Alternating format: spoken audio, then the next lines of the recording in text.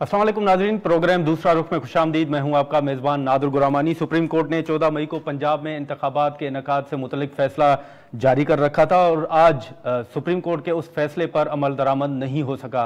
और यूं अब देखा जाए तो यह भी तासुर दिया जा रहा है कि कल यानी पीर के रोज़ सुप्रीम कोर्ट की जानिब से शायद वज़ीर आज़म को तौहीन अदालत का नोटिस जारी किया जाए।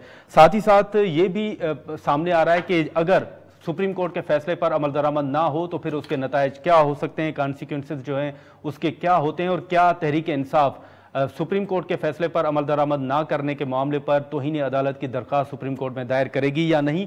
दूसरी जानिब अगर हम देखें तो खुद हुकूमत जो है कल सुप्रीम कोर्ट के सामने एहतजाज करने जा रही है, जिसमें पीपल्स पार्टी और ANP भी शिरकत करेगी। सुप्रीम कोर्ट के सामने हुकूमत की इस एहतजाज की हिकमत अमली कितनी कामयाब होगी, क्या ये सुप्रीम कोर्ट के ऊपर दबाव डालने की कोशिश है या क्या, हम इसी पर बात करेंगे। हमें स्टूडियो में ज्वाइन किया है वज़ीर आज़म के मुआविन खुसूस और पीपल्स पार्टी के तर्जमान फैसल करीम कुंडी साहब हमारे साथ मौजूद हैं। कुंडी साहब बहुत शुक्रिया। कल आप एहतजाज करने जा रहे हैं, खुद आपके जो मुखालफिन हैं वो ये तनकीद कर रहे हैं कि आप हुकूमत में हैं, कल एहतजाज कर रहे हैं, पार्लियामान की जंग छोड़ के आप सड़कों पर आ रहे हैं, ये सुप्रीम कोर्ट के ऊपर दबाव डालने की कोशिश तो नहीं? बिस्मिल्लाहिर्रहमानिर्रहीम। देखिए, हमारे मुखालफिन को तो ये पता नहीं है कि पार्लियामेंट और जुडिशरी दो अलग अलग इदारे हैं और हमने कभी भी पार्लियामान की जंग नहीं छोड़ी।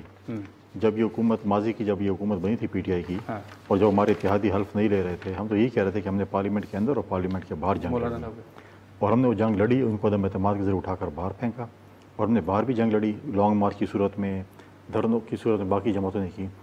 कल क्योंकि सुप्रीम कोर्ट का एक फ़ैसला आया है जो कि हम समझते हैं कि एक बहुत ही एक गलत फ़ैसला है।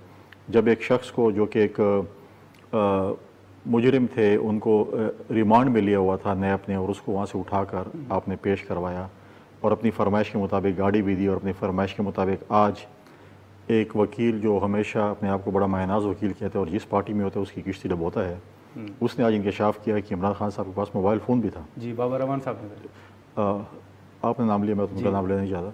तो जो है वो फ़ोन भी था और वो इंस्ट्रक्शंस दे रहे थे। अब मुझे बता भी ये कह रहे हैं, कल ये कह रहे हैं, मैं चीफ जस्टिस साहब से सवाल करता हूँ, क्या कभी आपने भी किसी भी मुजरिम को वेलकम किया है या उसको गुड लक है? क्या एक अलामती बात मैं कहूँ कि जैसे हमारे तरफ मुहावरा होता है कि आपको 100 खून माफ़, हम लोग हमेशा कहते हैं ना, तो आपने तो सियासी तौर पर 100 खून माफ़ उसने कहा जाओ जो करना करो, मैं तुम्हारे साथ खड़ा हूँ। बस नहीं चला था कि वो नोटिफिकेशन कर देते कि जी आज के बाद तायात वज़ीर आज़म बन गए आप। मतलब मैं तो कम से कम कल से यही कह रहा हूँ कि ये जो है आशिकी जीत गई और इंसाफ हार गया और जिस मुल्क में अदल और इंसाफ ख़त्म हो जाए वो माशरा जो मैं समझता हूँ कि ज़वाल पजीर होता है। बड़े अफसोस से कहना पड़ता है। और हम ये इदारे के ख़िलाफ़ नहीं, हम एक शख्स के बिल्कुल हमारा जमहूरी हक़ है कि हम उसके ख़िलाफ़ हो, हमें उस पर एतराज़ है। हम उस पर एतराज़ पे हमने एक पुरअमन एहतजाजी मुजाहरे की कॉल दी है, क्योंकि आजकल तो इन्होंने जुडिशरी ने भी ये कहा कि offence is the best defence. तो फिर मतलब है कि आप हम एहतजाज की कॉल अगर हम देंगे, हमारे से जमातें जो कि पार्लियामेंट में मौजूद भी नहीं, हमारे इत्तेहादी हैं, तो हम एहतजाज तो हम जमहूरी एहतियात कर रहे हैं और जमहूरी एहतजाज हर किसी का जमहूरी हक़ है और पार्लियामेंट के अंदर भी हम हमारे। लेकिन कुंडी साहब, आईनी और कानूनी ऑप्शंस की बजाय सड़कों पर क्यों? देखिए, एक और सबसे बड़ी बात मैं वन लाइनर देना चाहता हूँ। देखिए, इमरान खान ने जो है हाई कोर्ट के हाथे में खड़े होकर आपके एक इदारे के चीफ को जो है उस पर इल्ज़ाम लगाया और उसको धमकी दी।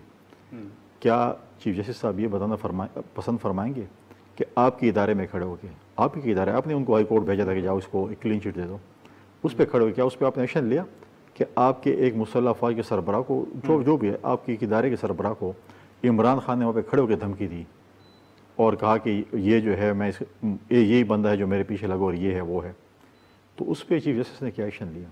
नहीं, अगर चीफ जस्टिस साहब नहीं ले रहे तो आप क्या ले रहे? नहीं, हम सवाल करें जिस हिसाब से उन्होंने किया, हम तो आज भी कहते हैं, देखें हम तो आज भी कह रहे हैं कि देखें पाकिस्तान पीपल्स पार्टी को इस रियासत से बहुत सी शिकायत होंगी। हमने माजी हमारा कोई इतना ताबनाक नहीं रहा है, लेकिन आज अगर हम एक जंग लड़ रहे हैं, हम रियासत की जंग लड़ रहे हैं। आज आपने अपनी रियासती इदारों के साथ जो कुछ किया, आज आपने जो PTV पे हमले माजी में आपने किए, आज आपने पेशावर के उस रेडियो स्टेशन पे हमला किया जहाँ पर पाकिस्तान बनने के बाद पहली नशरियात में पाकिस्तान की खुशखबरी सुनाई गई थी। और मैं समझता हूँ कि मैं खैबर पख्तूनख्वा की उस पुलिस को भी मैं खैर तहसीन पेश करूँगा जिन्होंने बहुत से चीज़ों को रोका, उन्होंने गिरफ्तारी की। आज जो PTI वाले चीख रहे हैं, चिल्ला रहे हैं, उन्होंने बहुत सी गिरफ्तारी की और मैं समझता हूँ कि अभी भी उन्होंने थोड़ी सी कमज़ोरी की, उससे भी ज़्यादा उनको सख्ती होनी चाहिए थी। जब जो शख्स मेरे फौजी अमला को मेरी ऐसी चीज़ों की जो शख्स मतलब स्कूलों पे को जलाएगा, जो एम्बुलेंस जलाएगा, जो कोर कमांडर के घरों पे हमला करेगा, जिना के घरों पे हमला करेगा, जिना के पासपोर्ट कल दिखा रहे थे, इस चीज़ों की चीज़ों को हम कहेंगे हम इसके साथ नरमी बरतेंगे। और फिर खड़े होकर सुप्रीम कोर्ट में कहता है कि मुझे गिरफ्तार करोगे तो ये चीज़ तो होगी नहीं। लेकिन फिर आपके पास, जैसे राना सनाउल्लाह साहब ने कहा था कि एग्जीक्यूटिव ऑर्डर का एक ऑप्शन हमारे पास मौजूद है, और दूसरा अगर देखें तो आपके पास रेफरेंस दायर करने का भी तो ऑप्शन मौजूद है, तो हुकूमत उस तरफ भी जाएगी, आप समझते हैं? मैं जो भी मुलव्वस से देखें, पहली बात तो ये कि हमें आज पता चला था इन्हीं के अपने ही बंदे से कि उनके पास मोबाइल था। हाँ। उनके लीडरों ने जिनके खिलाफ FIR दर्ज हुई है, लाहौर के कोर कमांडर के उनके ऊपर फौजदारी मुकदमे होने चाहिए। हमें इनको चाहिए फौजदारी, क्योंकि सरकारी अमला को जो एक्ट है उसका गालिबन 1952 के किसी में, यहाँ आर्मी एक्ट 1952 के है। अब तो आर्मी की इमला को नुकसान हो जाए। वो जहाज जो मेवाली में चौक पे खड़ा था, जो कि हिंदुस्तान के लिए इबरत का निशान था, आज आप इंडिया के चैनल खोलें, कौन सबसे ज्यादा खुशियां मना रहे हैं? जब बिलावल साहब ने इसको मोदी को कहा था कि ये गुजरात का जो है वो कसाई है, तो सबसे ज्यादा तकलीफ RSS को हुई थी और यहाँ पे PTI को हुई थी। अभी जो इंडिया का कामयाब दौरा किया तो सबसे ज्यादा तकलीफ PTI को हो रही थी। ये वो लोग जो कि आफिया सिद्दीकी पे सियासत करते थे, ये हमारी बेटी है, पाकिस्तान की बेटी, हम हुकूमत में आएंगे, ये कर देंगे, 30 खान बन जाएंगे। आज उसकी बहन ने 2016 में जो अप्लाई किया था वीजे के लिए, आज उसकी बहन को वीजा पाकिस्तान पीपल्स पार्टी के चेयरमैन और फॉरेन मिनिस्टर ने, और फॉरेन मिनिस्ट्री की मेहनत की वजह से आज उसकी बहन को वीजा मिला है। वो अपनी बहन से मिलने अमेरिका भी जा रही है। हमारी जो कौंसल जनरल है उसको वजीर खारजा ने स्पेशल इंस्ट्रक्शन दिए कि आप वक्त उससे मुलाकात भी करेंगे और उनकी जो वकील है क्लाइव, उससे भी मुलाकात करेंगे। मैं समझता हूँ कि ये हमारे लिए, देखिए ये चीजें आप बातें करना बहुत आसान है। कहाँ गई आपकी अमेरिका की जो है वो कहते हैं साजिश से आप अमेरिका की गुलामी तक आ गए। वो तो कह रहे हैं कोई उनसे हमारे ताल्लुकात अच्छे थे, हमने कभी नहीं कहा कि अमेरिका की साजिश थी। और कल एक और बात खान साहब ने जो है वो एक और किया कि जी ISPR के जो DG SPR आप पैदा नहीं हुए तो मैं पाकिस्तान के नाम रोशन कर रहा था। आपने पाकिस्तान का नाम क्या रोशन किया? अमेरिका में आपके खिलाफ जो केस हुआ, ये काम आप करने ये पाकिस्तान की निकनामी के लिए थे। लेकिन अगर मैं बात करूं सीता वाइट की, ट्रेन की या बॉल टेम्परी की, ये पाकिस्तान का नाम रोशन करने के लिए आप गए थे। अब तो पाकिस्तान के लिए बदनामी और धब्बे का बायस थे उस वक्त। लेकिन कुंडी साहब, आपके तमाम तहफ़्फ़ुज़ात अपनी जगह, लेकिन आप पर तनकीद तो हो रही है ना कि आप हुकूमत में हैं, तो फिर आप बताएं कि खान साहब को मोबाइल किसने दिया, खान साहब को मर्सिडीज़ किसने फराहम की? राना सनाउल्लाह साहब बताएं, आप हुकूमत में। तो चीफ जस्टिस से किसने कहा उसको? चीफ जस्टिस अब उसके जजों को रास्ता किसने दिया? जजों के रूट से, जजों का बाथरूम किसने संभाला? चीफ जस्टिस ने तो पेश करने का, आप भी मर्सिडीज देने का तो नहीं कहा भाईजान। चीफ जस्टिस ने कहा था, मैं तो आज भी कहता हूँ, जितने जितने अखराजात इमरान खान साहब पे जो इस पेशी के दौरान गेस्ट हाउस में आए हैं, हाँ। जो फरमाइशी प्रोग्राम पे उनको रखा गया था, हाँ। और खाने और लवाजमात और जो लवाजमात और दी गई थी, हाँ। उस सब का बिल चाहिए हुकूमत को, इस्लामाबाद की इंतजामिया को, कि वो चीफ जस्टिस को दे कि ये तो आपका मेहमान था, ये खर्चे उसने किए और आप इसका बिल पे करें। लेकिन कल जो आप एहतजाज करने जा रहे हैं वो धरना होगा या एहतजाज होगा? क्योंकि JUI के तरफ से तो ये सामने आ रहा है कि जब तक चीफ जस्टिस साहब इस्तीफा नहीं देंगे वो धरना जारी रहेगा। देखिए, ये PDM ने एक एहतजाज का ऐलान किया था। हम PDM का हिस्सा नहीं है, हम हुकूमती इत्तेहाद हैं, तो हमें रिक्वेस्ट की गई थी हमारी लीडरशिप को कि आप इस धरने में हमारे साथ शिरकत करें, इस एहतजाज में। तो एहतजाज है, हम उसमें शिरकत कर रहे हैं। उस वक्त जो भी फैसला होता है, जो भी लीडरशिप फैसला करेगी, हम तो तैयार उस चीज़ के लिए, चाहे जो भी फैसले है। नॉर्मली पाकिस्तान पीपल्स पार्टी ने कभी भी धरने की सियासत नहीं की। लिहाजा अगर होता है उस वक्त क्या सिचुएशन होती है तो फिर उसी वक्त अभी भी आप ये तजवीज़ देंगे कि एहतजाज रिकॉर्ड करवाएं, धरने की तरफ ना जाए? देखिए, ये तो अब उधर बैठ के जब होगा सलाह मशवरा होगा, कल जो होगा, ये तो उसी वक्त जो है वो फिर फैसले होते हैं, जो भी फैसले। लेकिन कुंडी साहब, मैंने पहले भी आपसे सवाल किया कि राना सनाउल्लाह साहब ने कहा था कि चीफ जस्टिस के खिलाफ एग्जीक्यूटिव ऑर्डर का ऑप्शन हमारे पास मौजूद है। अगर एग्जीक्यूटिव ऑर्डर के तहत चीफ जस्टिस बहाल हो सकते हैं तो वो रुखसत भी हो सकते हैं। तो क्या ये समझा जाए कि एग्जीक्यूटिव ऑर्डर और चीफ जस्टिस के खिलाफ रेफरेंस का ऑप्शन अभी भी मौजूद है, गौर कर रहे हैं आप? आपको याद है ना कि जब यूसुफ असगरानी साहब जब पार्लियामेंट में वज़ीर आज़म बने थे, सबसे पहली स्पीच में उसने जजों की रिहाई का ऐलान किया था। तो ये भी उन जजों में से थे गालिबन, मेरे ख्याल के मुताबिक उसी एग्जीक्यूटिव ऑर्डर से बहाल हुए थे। तो एग्जीक्यूटिव ऑर्डर से अगर बहाल हो सकते हैं, ये कहते हैं कि मैं नौकरी एग्जीक्यूटिव ऑर्डर से दो, लेकिन हमें निकाल नहीं सकते हो, तो जो भी आइन और कानून के मुताबिक होगा हम उसी ऑप्शन पे जाएंगे। क्योंकि आज देखें, आज मैं समझता हूँ कि आज पाकिस्तान की तारीख एक ऐसा दिन है कि 2006 में मोहतरमा बेनज़ीर भुट्टो शहीद और मियां नवाज शरीफ के दरमियान मिसाक जमहूरियत साइन हुई थी, और आज एक तारीख़ी दिन है। और उस मिसाक जमहूरियत में हमने बहुत सी चीज़ों को अडॉप्ट भी किया था, और कुछ चीज़ें रह रही है। मैं समझता हूँ कि उसको भी जो है उस पर भी अमल दरामद होना चाहिए, बल्कि हमें आगे बढ़कर पाकिस्तान की मिसाक जो है चार्टर ऑफ प्रॉस्पेरिटी की तरफ जाना चाहिए। बाकी सियासी जमातों को भी हमने बहुत से देखे, माजी में हमारी बड़ी पोलराइजेशन रही है नून के साथ, लेकिन हम चीज़ अपने उससे गलतियों से सीखा है। लेकिन इस किस्म की पोलराइजेशन कि आप अपने इदारों को, अपनी फौज को बदनाम करें, आप मुल्क दुश्मन एजेंडे पे काम करें, तो ये तो बर्दाश्त नहीं हो सकती। चलें कुंडी साहब, यहाँ पर एक शॉर्ट ब्रेक लेते हैं और ब्रेक के बाद दोबारा यहीं से गुफ्तगू का आगाज करते हैं।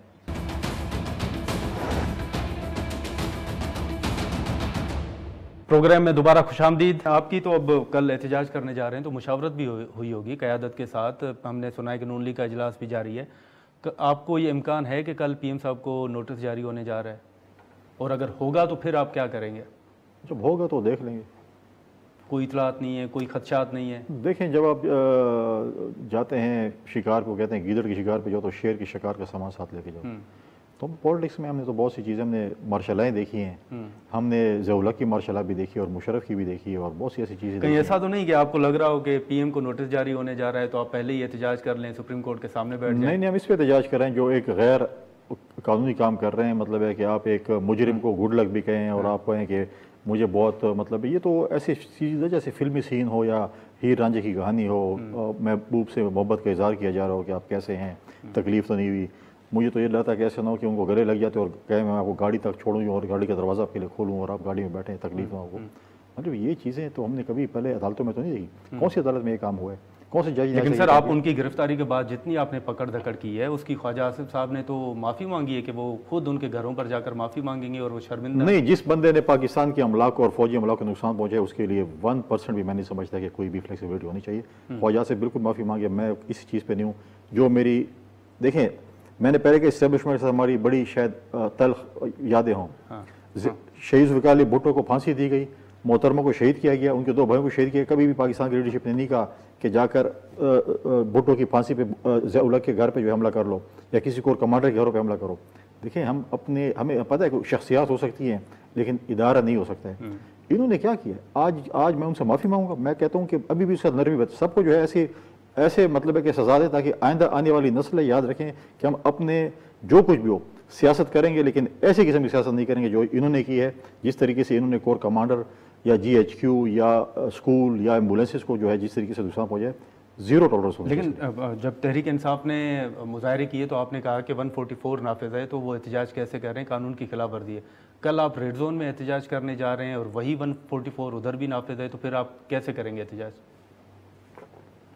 देखिए, 144 नाफिज है। हमने PDM ने जो है वो ऑलरेडी रिक्वेस्ट की हुई है इंतज़ामिया से कि उसको हटाया जाए। और हमने हमारा माजी हमने कराची से इस्लामाबाद तक लॉन्ग मार्च किया। एक गमला निकला, कुछ इलाकों में आप भी मौजूद थे।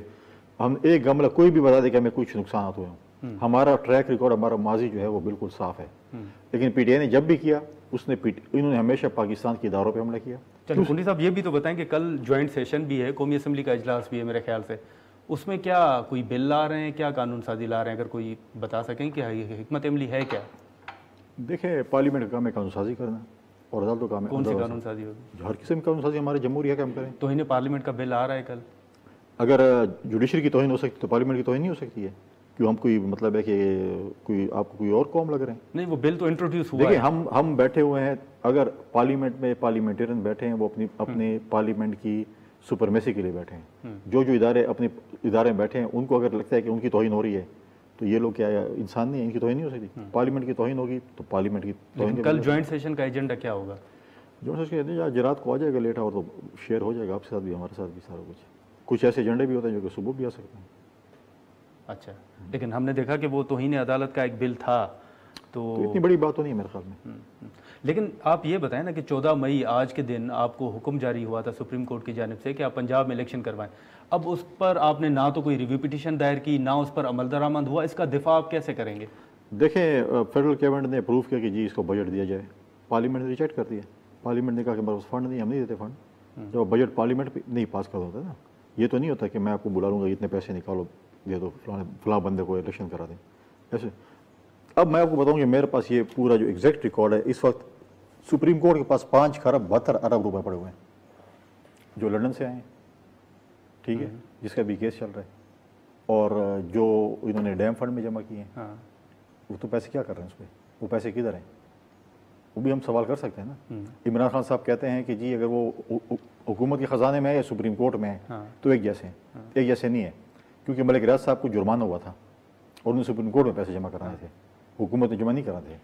तो आज हम भी सवाल कर सकते हैं कि पैसे जो इधर आपने हैं, आपने डैम फंड बनाया था, तो वाटर मिनिस्ट्री को दे देना पैसे। नहीं, लेकिन आप नहीं समझते कि जितनी गिरफ्तारियां हुई हैं वो इंसानी हुकूक की खिलाफ वर्जियां हैं? वफाकी वजीर इंसानी हुकूक की श्री मदारी साहिबा वो जेल में। मेरे इदारों पे हमलावर होंगे, GHQ पे हमलावर होंगे, अगर वो मेरे स्कूलों पे को आग लगाएंगे, मेरे किलों पे और मेरे कोर कमांडो घरों पे हमला करेंगे, तो मैं नहीं समझता कि ये जो है ना, ये अंग्रेज अपनी जो ह्यूमन राइट्स की जो वायलेशन अपने पास रखें।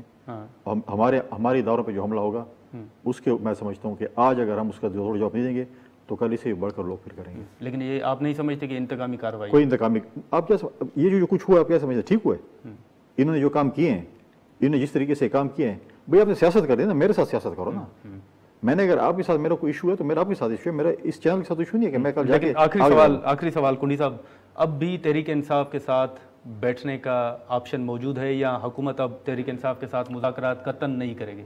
मेरा ज़ाती ख्याल है कि तहरीक इंसाफ के साथ मुज़ाकरात करना वक्त का ज़िया है। तहरीक इंसाफ कोई सियासी जमात नहीं है। तहरीक इंसाफ ने बता दिया कि वो एक मिलिटेंट जमात है। आपने MQM के कायद को क्यों बैन किया था? PTI को कलअदम करेंगे?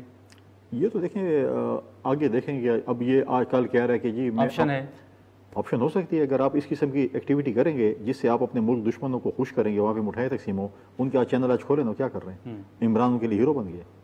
अगर आप PTI को कलअदम करार देंगे तो प्रेशर नहीं आएगा आप पर? क्या प्रेशर आएगा? MQM इतने अपने आप को बड़ा 30 मार खान समझते थे, अल्ताफ हुसैन किधर है आज वो?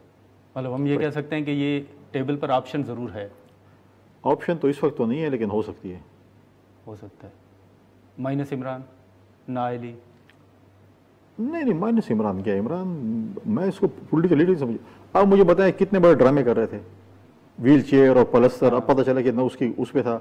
अब ये कहते जी उसके सर पे डंडा मारा, मेरे सर पे डंडा मारा, कुछ पता नहीं था। खुदा पता किधर आपको डंडा मारा। फैलाओ। अच्छा 2 मिनट अगर उसका झूठ लाइटर मूड में उसके झूठ को कह दे सच है तो प्रॉब्लम तो फिर सर में। लेकिन जब सर में डंडा लगा तो पाँव भी ठीक हो गया और चलने फिरने के लायक हो गए। और वो जो डब्बा जो उन्होंने सुना है कि वो बकरी की खाल पे कोई दमशुदा कोई दम दरूद किए उसके ऊपर वो डब्बा डालो अपने सर पे टोकरी, उससे भी जान छुट गई। अपन दोबारा एक नई खाल आएगी, फिर वो नया डब्बा या वो बाल्टी मुंह पे डालेंगे या जो है मुंह छुपाएंगे, तो फिर उसके बाद दोबारा। आप नहीं समझते कि खान साहब को खदशात हैं? सिक्योरिटी मैं कहता हूँ कि तमाम देखें, मैं कहता हूँ कि अल्लाह ताला तमाम मुसलमानों की, तमाम पाकिस्तान के लीडरान की और वर्करों की और लोगों की जो है वो उसको अपने अमान में रखे। हमने बहुत सी ऐसी शहादत देखी है, लेकिन जो चीज़ें इन्होंने की हैं, क्या इन्होंने मुल्क दोस्ती अपनाई है या मुल्क वतनी अपनाई है? इन्होंने जो काम किए हैं, आप मुझे बताएं कि जो काम मुल्क दुश्मन नहीं कर सके 75 सालों में, आज ये लोग करें। लेकिन आखिरी सवाल मुख्तसर जवाब दीजिएगा। इमरान खान साहब के खिलाफ इतने केसेस, फॉरेन फंडिंग, तोशाखाना, टेरियन केस, दूसरे केसेस, तमाम के तमाम केसेस जो हैं वो खुले हुए हैं, तमाम में ज़मानत है। ये आपकी, हम सॉरी टू से, लेकिन ये हुकूमत की नाअहली नहीं होगी कि आप कुछ साबित नहीं कर पा रहे? खान साहब आज भी बाहर हैं, तो फिर उनका मौक़िफ़ दुरुस्त नहीं है कि तमाम के तमाम केसेस इतने कमज़ोर हैं कि हुकूमत कुछ साबित ही नहीं कर पा रही? हीर रांझा और जो है हीर रांझा की कहानियाँ ख़त्म होंगी, अलिफ लैला की कहानियाँ ख़त्म होंगी, सस्सी पुनू की कहानियाँ ख़त्म होंगी और इंसाफ मिलना शुरू हो जाएगा तो सब कुछ ठीक हो जाएगा। लेकिन जंग और मोहब्बत में तो कहते हैं सब कुछ जायज़ होता है। तो मैं तो कह दिया। तो फिर आप क्या कर रहे हैं? मैं कह रहा हूँ कि आशिकी जीत गई और इंसाफ हार रहा है फिलहाल। जब इंसाफ का बोलबाला इस मुल्क में होगा तो फिर सब कुछ ठीक हो जाएगा। चलें, बहुत शुक्रिया फैसल करीम कुंडी साहब। जी नाज़रीन, यहाँ पर एक शॉर्ट ब्रेक लेने के बाद हम कोशिश करेंगे कि तहरीक इंसाफ के सीनियर रहनुमा का मौक़िफ़ जानने की कोशिश करें।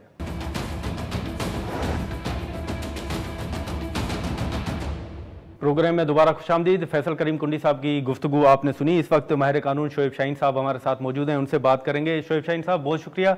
अब आप देखेंगे इस वक्त सबकी नज़रें जो हैं वो सुप्रीम कोर्ट पर हैं। उन्होंने जो हुक्म जारी किया, अदालत की जानिब से एक आया कि 14 मई को पंजाब में इंतखाबात का इनेकाद कराएं, और हमने देखा कि ये भी कहा गया कि अगर हुकूमत को फैसला कबूल नहीं तो वो रिव्यू पिटीशन दायर करे, लेकिन रिव्यू पिटीशन का फैसला भी सामने नहीं आ सका। बतौर माहिर कानून आप इस क्या देख रहे हैं कि कल सुप्रीम कोर्ट की जानिब से क्या वाकई वजीर आजम को तौहीन अदालत का नोटिस जारी होगा? देखिए, कल तो रिव्यू पिटीशन पढ़ेंगे। सबसे पहले तो लोकस स्टैंडाई पूछा जाएगा। इलेक्शन कमीशन तो एग्रीव्ड ही नहीं है इस आर्डर से। इलेक्शन कमीशन ने तो खुद आकर कहा था कि आप इलेक्शन हम कराने को तैयार हैं जी, लेकिन हमें फंड्स दे दिए जाए, हमें नफरी दे दी जाए। इलेक्शन कमीशन कैसे मुतासर हो के कह सकता है कि जनाब ये अपने फैसले को रिव्यू करें? जो एग्रीव पार्टी थी जिनके खिलाफ ऑर्डर आया था वो तो थे फेडरल गवर्नमेंट, प्रोविंशियल गवर्नमेंट, जिनको डायरेक्शन दी गई थी और उन्होंने हुकूमतूली की है। अब दो ऑप्शन हैं, एक तो यह है कि इसको एज ए होल डिसमिस कर दिया जाए रिव्यू पिटीशन को, या यह है कि इसके ऊपर नोटिस कर दिया जाए कि किस किसने ऑर्डर जो है वो कंप्लाई विद नहीं किया। तीसरा ऑप्शन यह है कि इसको डिसमिस करके साथ ही कंटेम्प्ट प्रोसीडिंग्स के लिए नोटिस जारी कर दिए जाएं। और जो नोटिस हैं वो नेचुरली सबसे पहले सेक्रेटरी खजाना और गवर्नर स्टेट बैंक और तमाम कंसर्न लोग, जिसमें वजीर खजाना, वजीर दिफा, वजीर इंटीरियर दाखिला राना सनाउल्लाह, लॉ मिनिस्टर, जिन जिन लोगों ने फिर और चीफ एग्जीक्यूटिव यानी शहबाज शरीफ, जिन्होंने इसकी वायलेंस की है और डिफेंस किया है, जानबूझकर तज़हीक की है, स्कैंडलाइज किया है कोर्ट ऑर्डर को और इम्प्लीमेंट नहीं किया सुप्रीम कोर्ट की जजमेंट को, तो उन सबको नोटिस जारी हो सकते हैं। अब ये देखना है कि कल वो करते हैं या अगली तारीख पे, यानी परसों मेरा ख्याल है वो मेन केस भी लगा हुआ है दूसरा, वो एग्जीक्यूशन एंड इम्प्लीमेंटेशन वाला, तो उस पे करते हैं। बहरहाल it depends now, it is with the supreme court of Pakistan, क्योंकि सुप्रीम कोर्ट के पास 3 ऑप्शंस है। पहला, उन्होंने कहा था इनको कि तमाम पॉलिटिकल पार्टीज इसका कोई पॉलिटिकल सोल्यूशन निकालें, वो नहीं निकल उसके लिए आप मुज़ाकरात करें, जो कि नाकाम हो गया। दूसरा, उन्होंने एक ज़ाहिर है एक इशू है कि अगर वो ये कह दें कि जी हमने फैसला आईन और कानून के मुताबिक दे दिया था, रियासती इदारे और पार्लियामान और ये लोग नहीं मानते, तो हमारे पास क्या ऑप्शन है कि हम उसको एग्जीक्यूट एंड इम्प्लीमेंट कराएं। हमारे पास तो फौज नहीं है, हमारे पास तो कोई ऐसी एग्जेक्टिव मशीनरी नहीं है। लेकिन उस सूरत का नुकसान ये है, ये हो नहीं सकता, इसलिए कि लोगों के 22-23 करोड़ अवाम के हुकूक के मुहाफिज हैं सुप्रीम कोर्ट ऑफ पाकिस्तान, और आइन के हिफाजत की कसम उठा रखी है उन्होंने।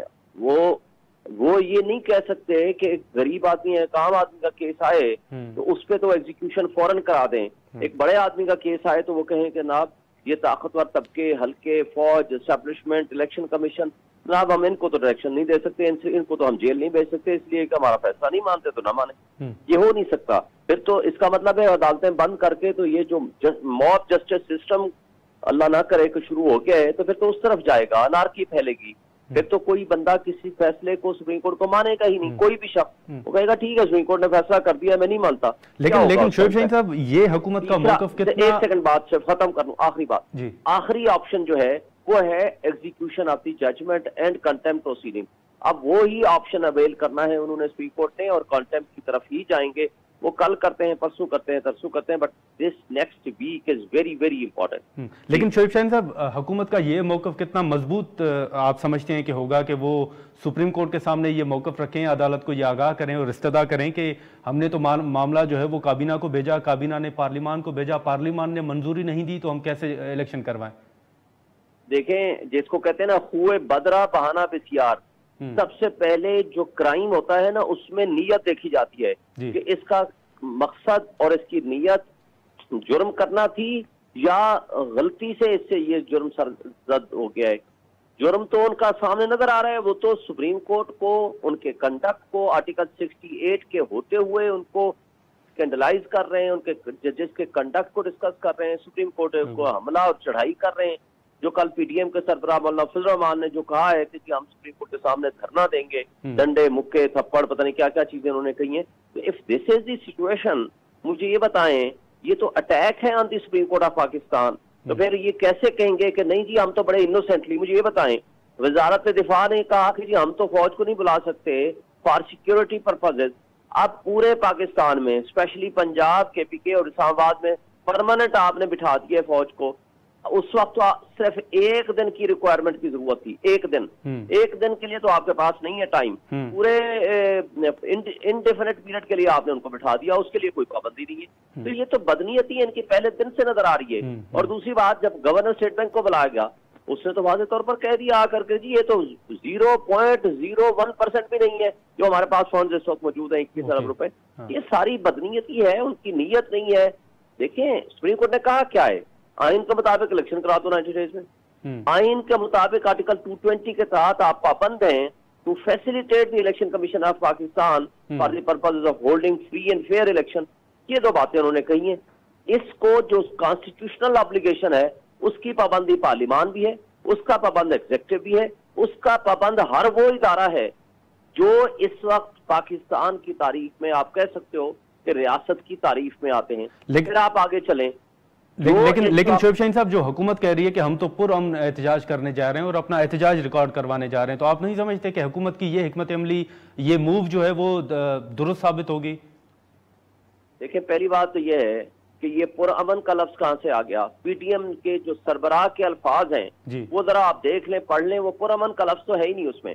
दूसरी बात, 144 इस हुकूमत, इस गवर्नमेंट ने लगाई हुई है, आज नहीं पिछले कई दिन महीनों से। तो 144 के होते हुए आप ये बंदे इकट्ठे कैसे कर सकते हैं? नहीं, वो तो कह रहे हैं हमने दरखास्त दे दी है इंतजामिया को।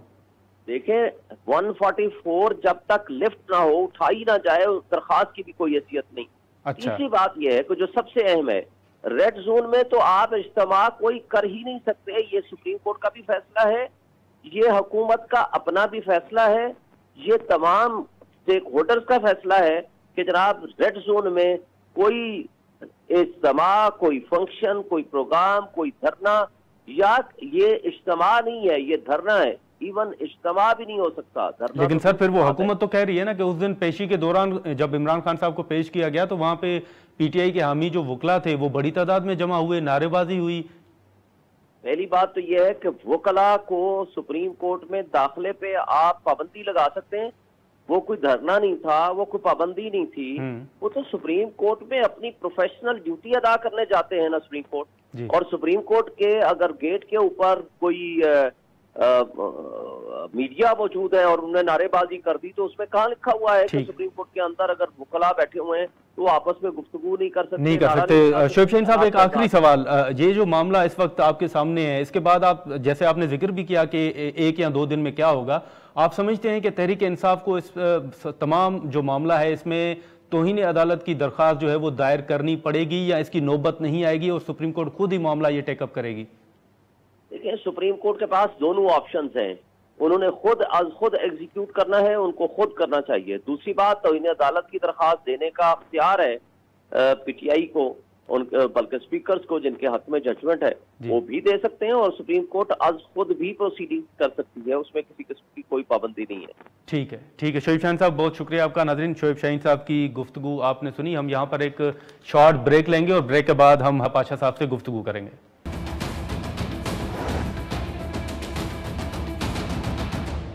प्रोग्राम में दोबारा खुशामदीद। इस वक्त हसन रजा पाशा साहब हमारे साथ मौजूद हैं, उनसे हम बात करते हैं। पाशा साहब, सबसे पहले तो आप देखें कि जो पंजाब में इंतखाबात के हवाले से सुप्रीम कोर्ट ने फैसला जारी किया था, उस पर हमने देखा कि खुद चीफ जस्टिस साहब ने भी कहा कि अगर फैसला जो है वो कबूल नहीं तो फिर कोई रिव्यू पिटीशन ही दायर कर दें, और हमारे पास कोई रिव्यू पिटीशन दायर नहीं हुई, आपको याद होगा।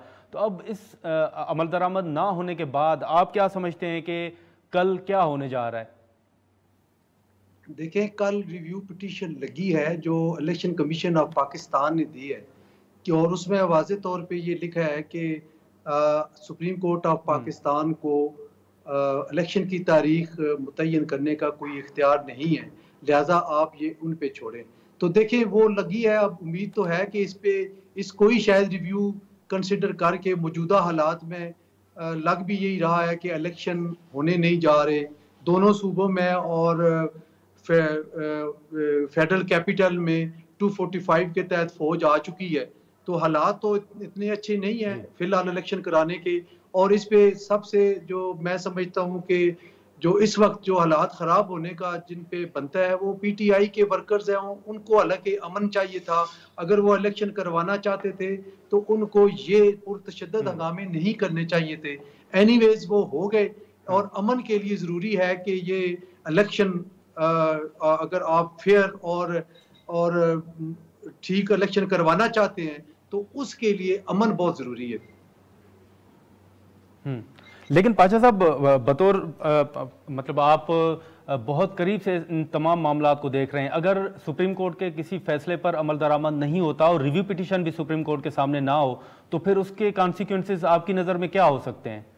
देखिए, उसके कॉन्सिक्वेंसेस यकीनी तौर पे कंटेम्प्ट होते हैं, और कंटेम्प्ट की तरफ ही जाना भी चाहते हैं, कोर्ट भी शायद जाना चाहती है, और मुतसरा फरीक जो अपोजिशन है, जो पीटीआई है, वो भी जाना चाहते हैं। लेकिन आप देखें कि इस दफा सूरत हाल ऑल टुगेदर डिफरेंट है।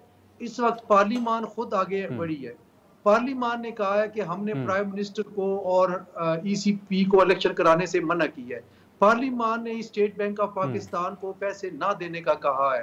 पार्लियामान ने ही ये कहा है कि ये कोई वक्त नहीं है इलेक्शन कराने का और हम इसका ओनस अपने कंधों पे लेते हैं। और यही बात है कि प्राइम मिनिस्टर ने पहले कैबिनेट पे रिव्यू किया, कैबिनेट ने पार्लियामान को, और पार्लियामान ने कायमा कमेटी पे, और कायमा कमेटी से फिर पार्लियामान में आया। तो ये सारी चीजें आपके सामने है। और एक चीज जिस पे एम्फेसिस कर रहे हैं वो ये है कि ये 4-3 का फैसला हम मानते हैं और 3-2 का फैसला ठीक नहीं है। तो यही चीज मैं समझता हूं। लेकिन पाशा साहब, क्या करारदाद के जरिए सुप्रीम कोर्ट का फैसला मुस्तरद हो सकता है? ऐसी कोई माजी में मिसाल मौजूद है कि करारदाद के जरिए सुप्रीम कोर्ट के फैसले को मुस्तरद किया गया हो माजी में, अगर हम देखें? बिल्कुल भी नहीं। करारदाद के जरिए ना तो फैसले तब्दील हो सकते हैं और ना ही तब्दील होना मुमकिन है।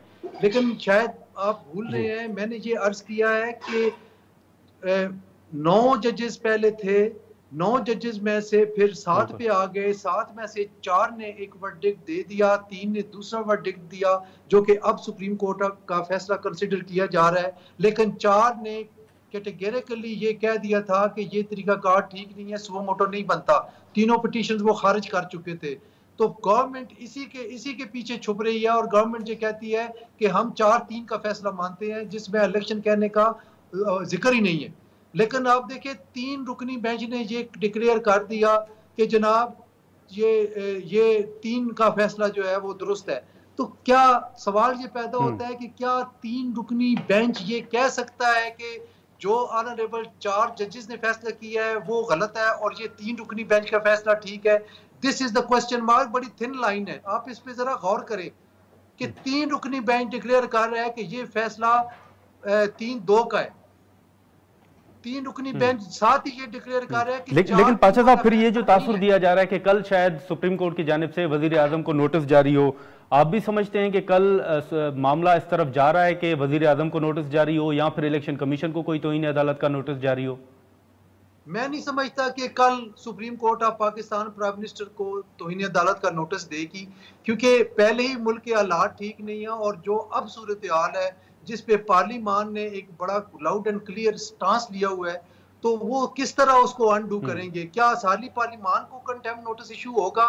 सिर्फ अगर वो प्राइम मिनिस्टर को भी देते हैं तो पूरी पार्लियामान ये कहती है कि प्राइम मिनिस्टर हमारा नुमाइंदा है, हमने इसको रोका है फंड रिलीज ना करने से, हमने इसको रोका है कि ये इस तरह की बात ना करे। तो सारी लाइबिलिटी पार्लियामान पे है। दूसरी सूरत आप देखें कि पार्लियामान ने भी अपना इजलास बुलाया हुआ है कल और टाइमिंग उन्होंने चेंज कर ली है, सुबह का टाइम रख लिया है। तो ये सारी चीजें अगर आप मिला के देखें तो ये मुल्क के लिए सूदमंद नहीं है, अदलिया के लिए नहीं है, पार्लियामान के लिए नहीं है। लेकिन पाशा साहब, आप ये भी देखें कि कल सुप्रीम कोर्ट के सामने हुकूमत जो है PDM, जिसमें पीपल्स पार्टी भी शिरकत कर रही है एहतजाज में, और ANP भी शिरकत कर रही है जो कि PDM का हिस्सा नहीं है। तो आपकी नज़र में ये मूव कैसी है कि PDM जो है वो इत्तेहादी जमातों के साथ सुप्रीम कोर्ट के बाहर जो है वो एहतजाज करे या धरना दे? देखिए, हम ये इसको मुनासिब नहीं समझते कि सुप्रीम कोर्ट को प्रेशराइज करने के लिए धरने दिए जाए, बिल्कुल भी नहीं। लेकिन अब आप देखें कि हुकूमती इत्तेहाद को दीवार के साथ लगा दिया गया। उनका जब से ये 3-4 महीने हो गए हैं, मुझे बताएं कि honourable supreme court of Pakistan ने उनकी कौन सी इस्तदा मंजूर की है? उन्होंने इस्तदा की कि फुल कोर्ट बनाए, आपने रिफ्यूज कर दिया। उन्होंने कहा कि अगर 7 रुकनी बेंच बनाना है तो ऊपर वाले 7 सीनियर जजेस को रखें, आपने वो रिफ्यूज कर दिया। कोई बात उनकी नहीं मानी गई। तो अब मुझे बताएं कि उनके पास दूसरा हल क्या है?